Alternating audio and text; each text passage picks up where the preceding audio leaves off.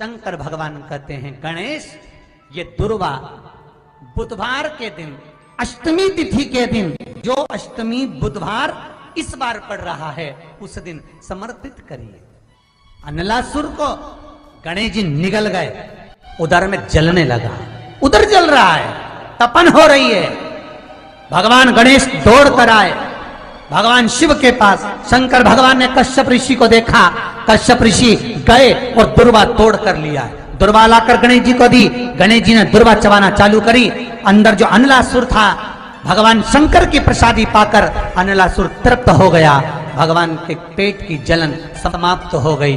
गणेश जी महाराज ने कश्यप ऋषि से कहा, सुनो कश्यप बाबा, आपने मुझे दुर्वा समर्पित करी है, ये दुर्वा जो मुझे देगा वो वैभव प्राप्त करेगा, जो दुर्वा मुझे समर्पित करेगा उसके जीवन में रोग दूर हटेगा। शंकर भगवान कहते हैं गणेश, ये दुर्वा बुधवार के दिन अष्टमी तिथि के दिन, जो अष्टमी बुधवार इस बार पड़ रहा है उस दिन समर्पित करिए। इस दुर्वा का अलग अलग महत्व है।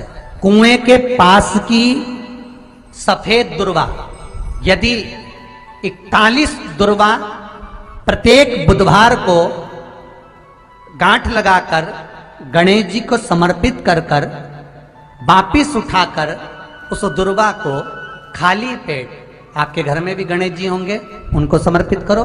खाली पेट इस दुर्वा को केवल चबा चबा कर खा लो और आधे घंटे बाद पानी को पी लो। बुधवार की बुधवार 5 बुधवार करना, गणेश जी को चढ़ाना, सफेद दुर्वा को गणेश जी को समर्पित कर कर चबा चबा कर खाना। उदर की प्रॉब्लम, जो भी मसा आदि की प्रॉब्लम होती है उदर से जुड़ी हुई होती है, जिस चीज से जुड़ी होगी, पेट की जितनी प्रॉब्लम होगी, आपको जितनी भी प्रॉब्लम होगी वो सारी 5 बुधवार करना, छठे बुधवार को जरूरत ही नहीं पड़ेगी, जितनी भी प्रॉब्लम हो पेट से। बुधवार को अष्टमी तिथि है और शिव महापुराण की कथा कहती है, गणेश पुराण के 3 अध्याय में वर्णन किया, बुधवार के दिन अगर अष्टमी पड़ जाए तो ऐसी कोई बीमारी नहीं जिसका इलाज ना हो पाए। कुछ ना करिए, हरा मूंग की कटोरी भर लो, मूंग जानते हो, हरे मूंग, मूंग की दाल होती है ना, जो हरा मूंग, आखा मूंग हरा की कटोरी भरो, उस पर गुड़ की एक थोड़ी, गुड़ की बट्टी, गुड़ की एक बाटी उस पर रखो, 5 बेलपत्र रख लो, और जिस व्यक्ति को बहुत भारी बीमारी है, कैंसर जैसा रोग भी है, किडनी लीवर जो भी उसके खराब हो रहे हैं, कोई तकलीफ है, बस वो कटोरी में मूंग लेकर उसमें गुड़ की खोड़ी रखकर 5 बेलपत्र रखकर, बुधवार और अष्टमी तिथि जिस दिन भगवान ने, गणेश जी ने एक राक्षस का संहार करा था और कश्यप ऋषि ने उनको दुर्वा दी थी, वो अष्टमी है। पहली बार दुर्वा चढ़ी थी गणेश जी को, उसका व्याख्यान आएगा भी कथा। मूंग कटोरी में भरकर, गुड़ की खोड़ी रखकर, गुड़ की बट्टी, 5 बेलपत्र, जिसको बहुत बीमारी हो, दमा, श्वास, किडनी आदि का आदि बहुत बीमारी हो, 21 बार शरीर पर से उतार कर महाराज सीधे हाथ में रखकर नाम गोत्र खुद का बोलकर और भगवान से, गणेश जी से विनती कर कर अष्टमी तिथि के दिन, बुधवार के दिन जो भी आ रही है, बहुत समय के बाद पड़ रही है, उस दिन उस कटोरी नहीं लेना, पुरानी कटोरी नहीं लेना, कोई कटोरी घर में नहीं हो, नई कटोरी, और उसको गणेश जी के मंदिर में पहुंचा दीजिए। गणेश जी के मंदिर में पहुंचाएं, गणेश जी के मंदिर में पंडित जी भी बैठे रहे, हाथ में मत देना उस कटोरी को, भले दरवाजे पर, चौखट पर, गणेश जी के राइट हैंड की ओर, आपका उल्टा हाथ होगा, गणेश जी का सीधा हाथ होगा,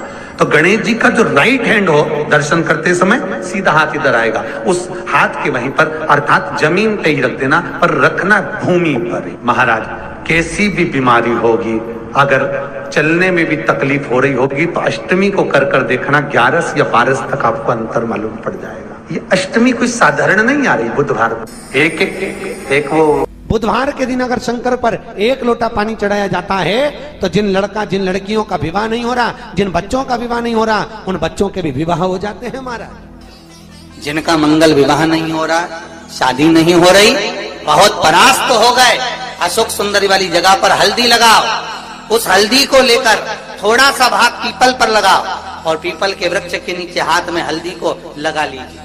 अष्टमी तिथि हो या प्रदोष का दिन हो, ये दो में से कभी भी कर सकते। मंगल विवाह वो लिखेगा तो हो। और कैसा लड़का मिलना है, कैसी लड़की मिलना है, कैसा परिवार मिलना है, जैसा चाहिए वैसा शिव जी को बोलो। मेरा निवेदन रहे महाराज, जिन बच्चों के नयन कमजोर हों और जो शिवरात्रि तक भी शहद का इंतजाम ना करते हों, बच्चों के नयन कमजोर हो गए हों, चश्मा चढ़ रहा हो, चश्मा लग रहा हो, उन बच्चों के लिए भी भैरव मंदिर में तेल का दिया लगाकर उसकी काजल बनाकर काल भैरव का स्मरण कर कर उसमें घी मिलाकर भैरव बाबा के नयन बिंदु को लगाकर वही काजल बच्चों की आंख में लगाना प्रारंभ कर दीजिए। नेत्र की रोशनी अपने आप बढ़ना प्रारंभ। काल भैरव का स्मरण, पर डॉक्टर को जांच जरूर कराना हो। आपने मुझे दुर्वा समर्पित करी है, ये दुर्वा जो मुझे देगा वो वैभव प्राप्त करेगा। जो दुर्वा मुझे समर्पित करेगा उसके जीवन में रोग दूर हटेगा। शंकर भगवान कहते हैं गणेश के दुर्वा बुधवार के दिन, अष्टमी तिथि के दिन, जो अष्टमी बुधवार इस बार पड़ रहा है उस दिन समर्पित करिए। इस दुर्वा का अलग अलग महत्व है महाराज।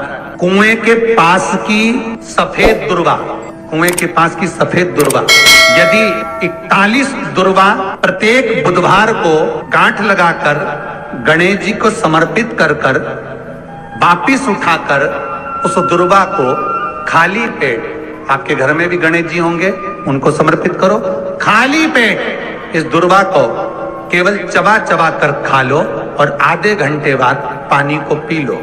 बुधवार की बुधवार 5 बुधवार करना, गणेश जी को चढ़ाना, सफेद दुर्वा को गणेश जी को समर्पित कर कर चबा चबा कर खाना।